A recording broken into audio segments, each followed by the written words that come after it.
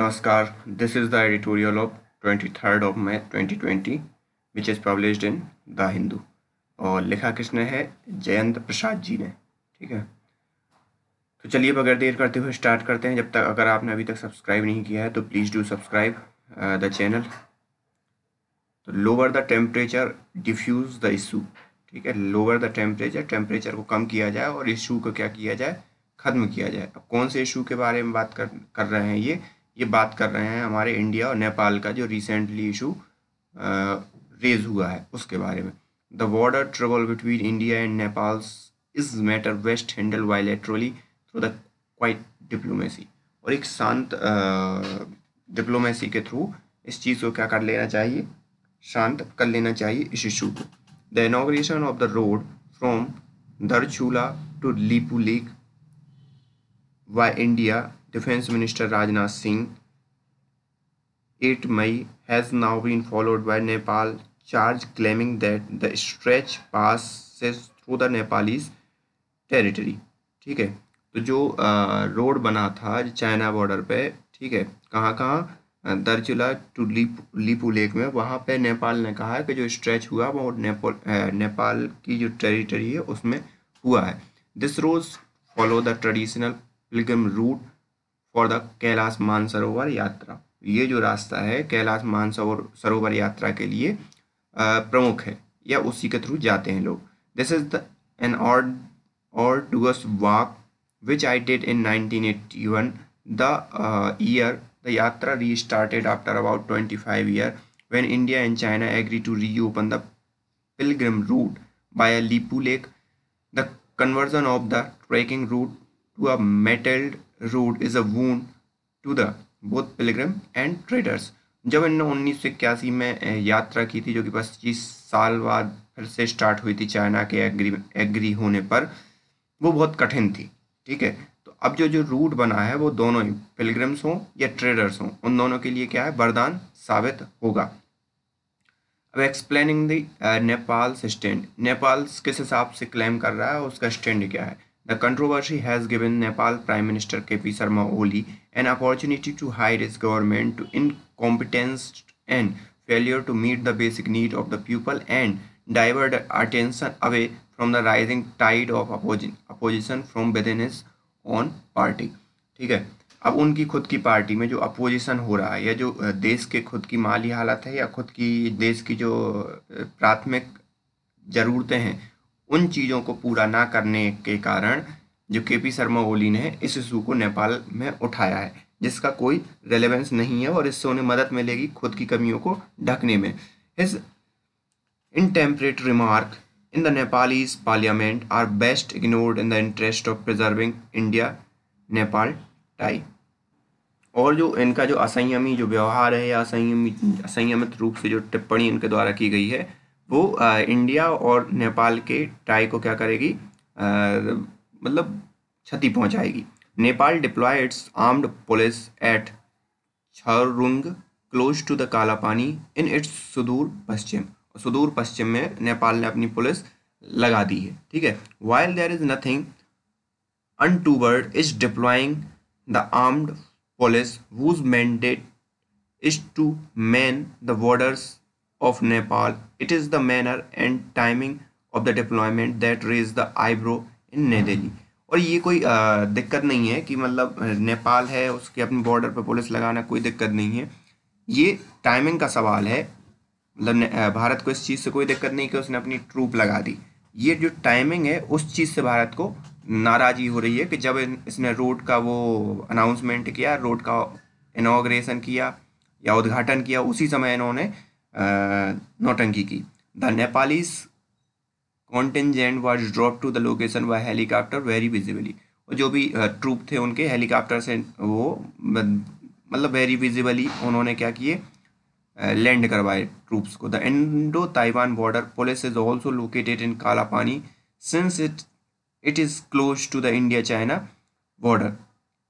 अब Indo Tibetan border police मतलब वहाँ पे काला पानी में वैसे ही रहती थी इंडिया चाइना बॉर्डर में। Indian force are not there because of Nepal, और नेपाल के कारण इंडिया चाइना बॉर्डर पे तो थी, लेकिन नेपाल है तो उसे हम फ्रेंडली देश मानते हैं, तो वहाँ पे इंडिया की फोर्सेस नहीं थी। The Nepalese government has raised the stake further and made a negotiated settlement more complex by authorizing a new map extending its territory across an area sensitive for India's defense। तो जो India की defence के हिसाब से संवेदनशील area है वहाँ पे नेपाल की गवर्नमेंट ने और नौटंकी कर दिया और विरोधाभास उत्पन्न कर दिया जब उसने अपना मैप जारी किया और उसमें जो इंडियन टेरिटरी थी या इंडिया के लिए जो जरूरतमंद टेरिटरी थी उसको अपने मैप में शो करवा दिया। द सोंगली ट्रीटी, द बाउंड्री, अब सोंगली ट्रीटी हुई थी जब ब्रिटिशर्स के साथ नेपाल के किंगडम की ठीक है। तो क्या है वो? The boundary delineations has long history. Before the 1816 treaty of the Sugauli, the Nepalese kingdom stretched from the Sutlej river in the west of Teesta river in the east. ठीक है, सतलज रिवर के वेस्ट में और तीस्ता रिवर के ईस्ट में स्ट्रेच था नेपाल का वो। ठीक है, डेलिनिएशन मतलब चित्रण।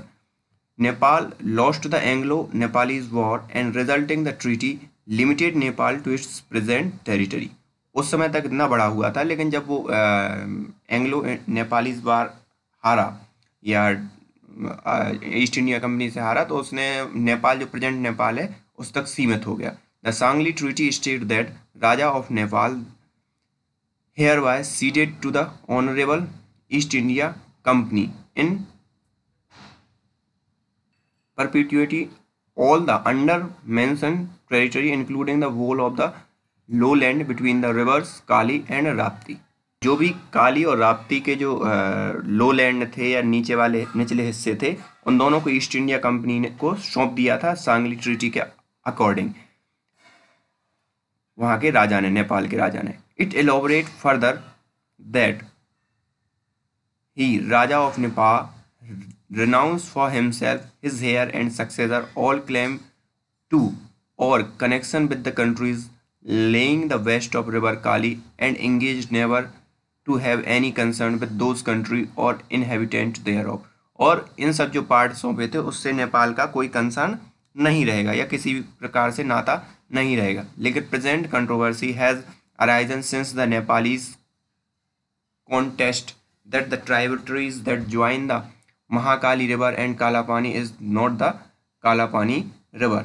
अब जो प्रेजेंट कॉन्टेक्स्ट है उन्होंने ये बोला कि महाकाली रिवर और कालापानी है रिवर की जो ज्वाइंट ट्राइब्यूटरीज हैं, ठीक है, ट्राइब्यूटरी यानी सहायक नदियां हैं, वो कालापानी पे नहीं है। सीधी सी बात, मतलब कालापानी पे नहीं है, मतलब वो नेपाल के पार्ट हुए। Nepal now contend that Kali river lie further west to the Lipulekh pass. और अब ये क्लेम कर रहा है कि भाई जो काली रिवर है वो वेस्ट लीपू लेक पास तक जा रही है जो कि नेपाल का पार्ट है।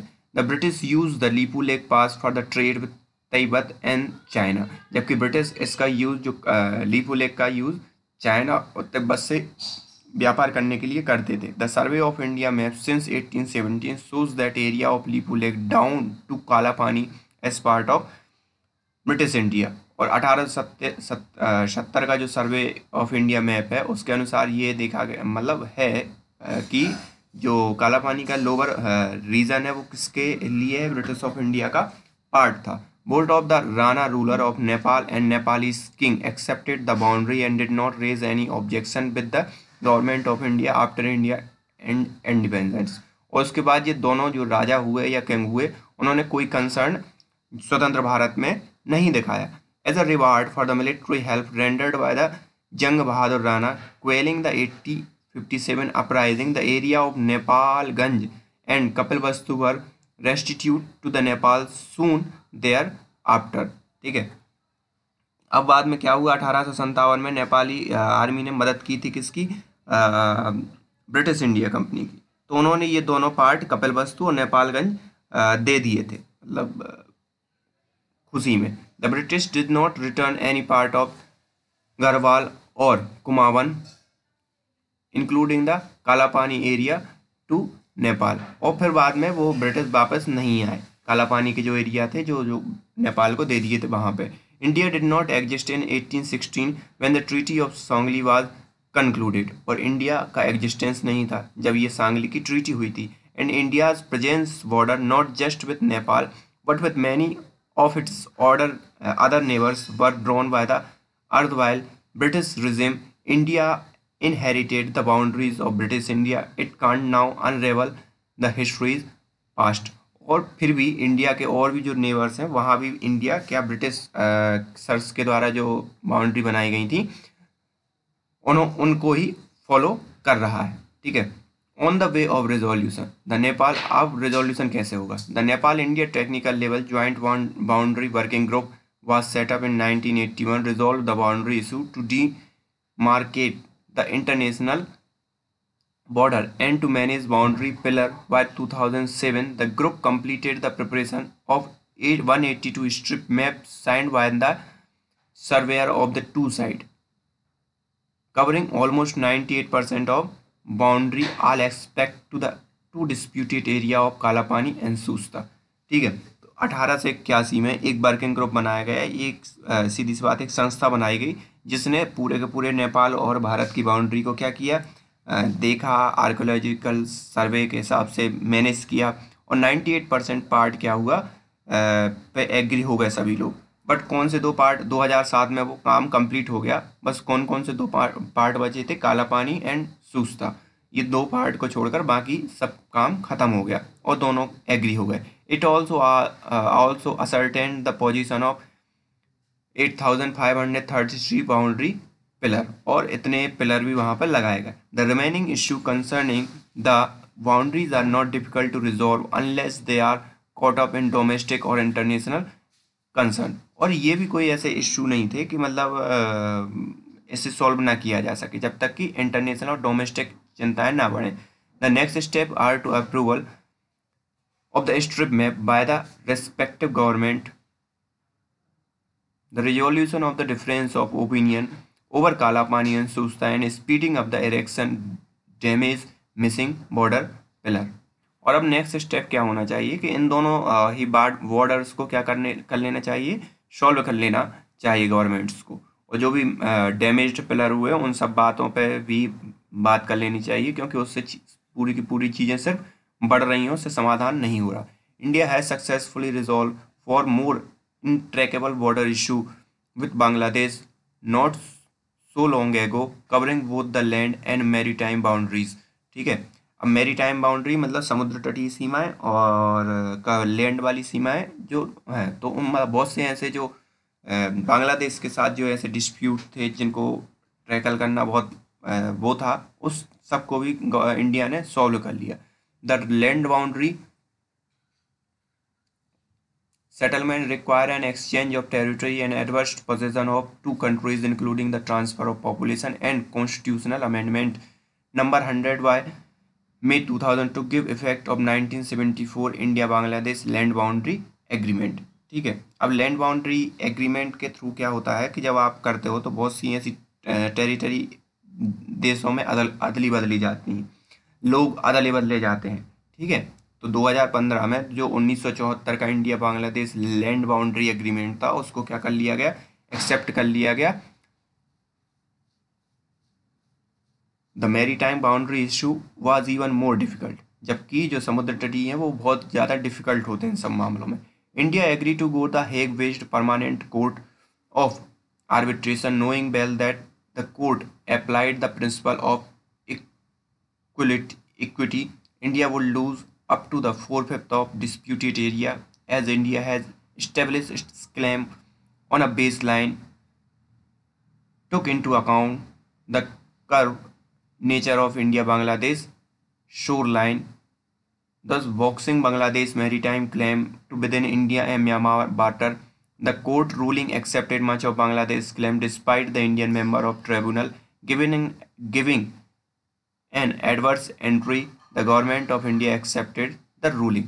ठीक है। तो मैरीटाइम बाउंड्री के जो इशू हैं उन्हें सॉल्व करवाने के लिए बहुत जद्दोजहद करनी पड़ती है, और इंडिया हैग बेस्ड उस कोर्ट में या मैं भी गया जहां उसे पता था कि अगर इक्विटी का प्रिंसिपल या समानता का सिद्धांत लागू होगा तो उसे 80% जो है अपनी जो एरिया है उसे खोना पड़ेगा। ठीक है। उसके बाद भी वहाँ पे गया और उसने अपना जो तर्क रखा, एक शोर लाइन है वहाँ पे, तो उस चीज़ जो कब्ड एरिया कवर करती है इंडिया बांग्लादेश और म्यांमार के बिटवीन, तो अपना तर्क रखा और उस निर्णय को माना और एक्सेप्ट किया उस सब चीज़ों को रूल करने के लिए। Compare to what was the accomplished between India Bangladesh, the India Nepal border issue appear more easily solvable so long as there is a political goodwill and statecraft exercise on both sides। और इसके reference में ये तो मतलब बहुत ही simple है कि नेपाल का इशू सॉल्व हो, बस इसमें क्या है, राजनीतिक इच्छा शक्ति चाहिए और एक दूसरे की सुनने की क्षमता, मतलब politically will power. The way to move forward is formally approve the strip map, resolve the two remaining dispute, demarcates the entire India-Nepal boundary and speedily executed the work of boundary maintenance। और इसको resolve करने का सीधी सी बात है कि भाई अभी जो स्ट्रिप मैप हैं उनके लिए फॉर्मली अभी मतलब एक्सेप्ट कर लें और फिर उस चीज़ को सॉल्व करें कि क्या कैसा है और अलग करें, बाद में फिर अपने अपनी बाउंड्री के वर्क के लिए काम करना स्टार्ट कर दें। Tie are unique. India leadership and Indian people have been conscious of the self-respect and pride of Nepal's people। ठीक है, अब इंडिया के जो आदमी हैं या लोग हैं वो खुद की सेल्फ रिस्पेक्ट और नेपाल के गौरव के लिए, दोनों के लिए क्या है, गंभीर हैं। Jawaharlal Nehru wrote the discovery of India as the also glimpse of the world history। The Nepal has been the only truly independent country of South Asia। ठीक है, नेपाल को मतलब सीधी सी बात तवज्जो दी नेहरू की भी जो डिस्कवरी ऑफ इंडिया और इन सब में जो लिखा है, तो उसमें ये बताया गया नेपाल एक ऐसी कंट्री है जो साउथ एशिया में एक स्वतंत्र है। Nepal in turn has the past responded to India's need as a friendly neighbour. और पहले मतलब फ्रेंडली व्यवहार भी उसने दर्शाया है पिछले कुछ समय से, या जितने भी समय से लास्ट के दिनों से नेपाल क्या कर रहा है, फ्रेंडली व्यवहार शो कर रहा है इंडिया के प्रति। Its political leader contribute to India's struggle for freedom. और इनके जो पॉलिटिकल लीडर हैं उन्होंने कंट्रीब्यूट किया है इंडिया की स्वतंत्रता के लिए। The only time since the independent that foreign troop were deployed on Indian soil was when 1948-49 Nepalese soldiers under the command of General Sarda Shamsher Jang Bahadur Rana came to India's northern cantonment, depleted by the deployment of Jammu and Kashmir and Hyderabad. और पहली बार जो India की जो northern क्षेत्र में जो है पहली बार नेपाल की जो सेना है शमशेर जंग बहादुर के उसमें आई थी पहली बार, मतलब जो है नेपाल ने अपनी सीमा पर उनकी जो आर्मी लगाई थी। The people to people relationship between India and Nepal is unmatched. और इसकी कोई मैचिंग नहीं कर सकता कि जो पीपल टू पीपल रिलेशन बहुत ही प्रगाढ़ है। In the for concern of India sometime local turn against those from other Indian state but seldom against the Nepalese. ऐसे बहुत से अवसर आए हैं कि जो एक स्टेट के लोग हैं दूसरे स्टेट के लोग से एकदम उनसे लड़ाई या झगड़ा करने या उनके अगेंस्ट हो जाते हैं, लेकिन नेपाल के लोगों के साथ ऐसा नहीं है, वो कभी कभी उनके विरुद्ध होते हैं, ऐसा मतलब उनके साथ ज़्यादा फ्रेंडली रिलेशनशिप है। It is government to government relationship that generally lacks. ये गवर्नमेंट के गवर्नमेंट रिलेशन है जो जनरली क्या होती हैं, लैक करती हैं। There is no body in India that wishes ill for. और ऐसा कोई नहीं है इंडिया में जो नेपाल के लिए बुरा सोचे। For India chief of army staff general Manoj Mukund Naravane to charge at introduction at the institute for defence studies and analysis New Delhi that Nepal at someone else behest has objected to India's laying a road connecting to the Lipo Lake was ill advised। और जो भी मतलब है वो किसी के और की सलाह पे ये सब कर रहा है और जो कि एक बुरी सलाह है। It widen the door for the someone else for foment more trouble. और ये दोनों के बीच क्या है, बहुत बड़े दीवा मतलब गैप पैदा कर देगा और भड़काना क्या है और ही स्थितियों को खराब करेगा। This is the matter best handle bilaterally through the quiet diplomacy. और ये एक ऐसा मैटर है जिसे शांति से दो बायलैटरली ही निपटा लेना चाहिए। The official spokesperson of Indian ministry of external affairs Anurag Srivastava has said recently that India and Nepal have an established mechanism to deal with all boundaries matter. तो अभी जो स्पोक पर्सन थे मिनिस्ट्री ऑफ एक्सटर्नल अफेयर्स के, उन्होंने कहा है कि India Nepal establish कर चुके हैं कि वो बाउंड्री के मैटर्स को आपस में ही सुलझा लें। He has affirmed that India is committed to resolving the outstanding boundary issue through the diplomatic dialogue in the spirit of India close and friendly bilateral relationship Nepal. और उन सब चीज़ों को वो डिप्लोमेटिकली डायलॉग के थ्रू सुलझा लेंगे, जैसा कि नेपाल के साथ वो फ्रेंडली रिलेशनशिप हैं इंडिया के पहले से। The best is to the activate the existing mechanism as soon as possible before any further damage is done. और बेस्ट है कि भाई जो भी करना है अभी कर लें, क्योंकि बगैर पहले बाद में कोई नुकसान हो उससे पहले इन सब चीज़ों को सॉर्ट आउट कर लिया जाए। The more the trouble festers those who stand to gain by deteriorating India Nepal relationship will benefit. ये सबसे बड़ा बुरी बात ये होगी कि इंडिया नेपाल के जो रिलेशनशिप ख़राब होंगे उससे फ़ायदा किसको होगा, ठीक है। There is need for two countries to lower the temperature and defuse the issue. अब ये दोनों कंट्री को सोचना है कि अपने गुस्सा को शांत करें और दोनों एक दूसरे के इस इशू को ख़त्म करें। They must invest time and effort to find solution है, और इसके लिए उनको टाइम और एफर्ट दोनों लगा देने चाहिए। Ranking a public controversy can only be counterproductive to the relationship. और अगर ये पब्लिक कंट्रोवर्सी जो है अगर ये बढ़ती है तो काउंटर प्रोडक्टिव होगी, मतलब इसका कोई मतलब नहीं होगा, ये दोनों ही देशों के लिए ख़राब बात है। सो दिस इज़ ये जो आज का एडिटोरियल था। तो thank you for today, and subscribe करने से पहले ना जाएं। Thank you.